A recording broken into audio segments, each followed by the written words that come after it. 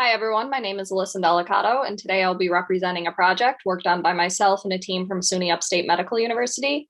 Our project focuses on virtually training health profession students on communicating with Alzheimer's patients and their caregivers. We have a contractual relationship with Virtual Ability. The number of Alzheimer's cases in the US is growing, and there's a limited number of health professions equipped to service this community. One way to effectively train them is via virtual platforms. Specifically, we wanted to create a virtual curriculum for a variety of health professions and evaluate it for knowledge and self-efficacy.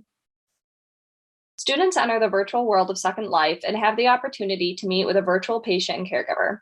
Students learn the patient and caregiver's realities differ from one another. They can triangulate their experience by seeing the patient's virtual home environment. We recruited a total of 60 students, the majority being MD. We found that the majority of students had not performed patient care duties with someone with Alzheimer's or dementia. And we found that knowledge, attitude, and confidence increased as a result of the training.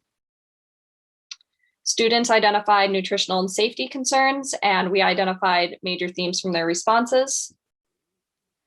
Majority of students found the training to be satisfying and visually appealing and usable. So the Alzheimer's training increases knowledge and self-efficacy, and it can be easily disseminated.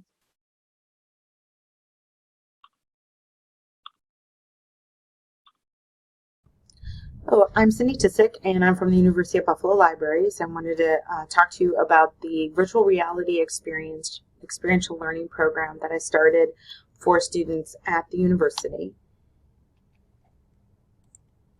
Undergraduate students were invited to be content creators, and based on their areas of interest, we tried to create projects unique for them. And we introduced them to VR cameras and VR goggles and editing equipment. We had them go through a bibliography, including something called A Walk Through Dementia, which is a website that you can download a number of apps that will recreate what it's like to be someone with dementia. And then based on that, the students ended up figuring out neighborhoods in Buffalo that they wanted to film. And this is a list of some that we worked on, as well as moments in time, the moon landing, a diner, and a sock hop. This is a sample of students' work in file. And then students edited the footage and put them into Box. And here is an example of it in our repository in Box. I've been using immersive VR environments in the graduate level for over 15 years. Initially, I started in Second Life. It became too expensive, and then I moved into open source islands, which are less expensive and more user-friendly. I've used them for meetings, poster sessions. I've conducted research in these environments. I even piloted a virtual immersive residency, and now it's become an annual event. I started an institute where we look at new paradigms, and we use this VR space as a launching point. I also use this as a background for the STEM classes that I have, where I want students to come in and think about interdisciplinary ways of bringing STEM into their work. And because the cost is low, a number of students, and you'll see them flying by in the background, have created their own islands and use them for their own needs. Now, because this is cost effective, I've been able to research and find that these islands work very well, and you can find publications to this effect.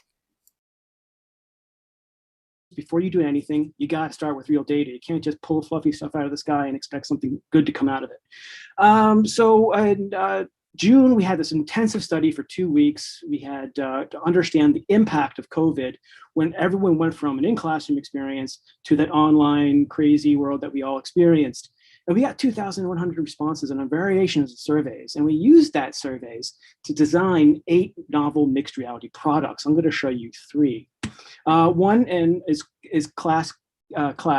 And what we did is we took our data, because we like to look at data, and we said, all right, what's happening here? Anxiety, disengagement with social, the black boxes, everyone knows about the black little screens that we always try to teach to. But how do we foster social engagement? Well, what we've done here is a little scenario that we designed is we have a little amiibo, which is a representation of you in the virtual classroom. And this amiibo is your representations, your presence within the classroom, not the little video that you see me talking to you right now. And of course, to get our students away from mobile devices, we turned it into a pop socket. So that's your little buzzer. So to try to get as best as we can to put these things away. Hi, my name is Dr. Nicole Simon. I'm a STEM faculty member at Nassau Community College, which is part of the SUNY State University of New York system.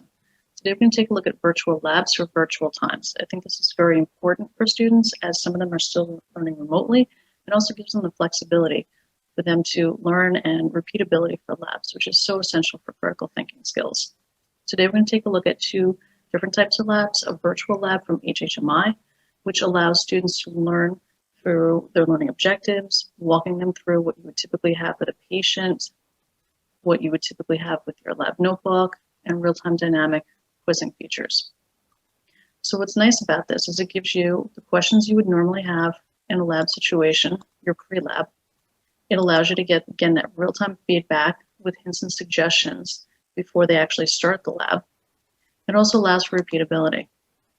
It walks you through what you would normally have in a typical face-to-face setting for clinical. Hello, I'm Robin Sullivan, a teaching and learning strategist with the University of Buffalo Libraries. I'll share a bit of information about using virtual worlds for professional development. Virtual events are now the new normal. We need to figure out how to make these virtual events the most beneficial to be able to communicate and connect. A question I have is, what affordances do technologies provide for virtual conferences and events? The second question I have is, what do people miss the most from attending traditional conferences? The biggest thing that many people have shared with me is that they miss the opportunity to network and the sense of community. Nowadays, there are many types of virtual worlds that are popping up to try to help us fill this void. Another platform is Mozilla Hubs. It works pretty similar to Virbela. One difference is that it runs through the browser instead of needing to downloading and installing an application. Somebody does need a much more powerful computer to run virtual space. So in a way, we are creating a new form of a digital divide. Our challenge is to begin to start figuring out how we can get the most out of these new virtual worlds, but yet at the same time make them equally accessible to everybody who wants to use them. Thank you.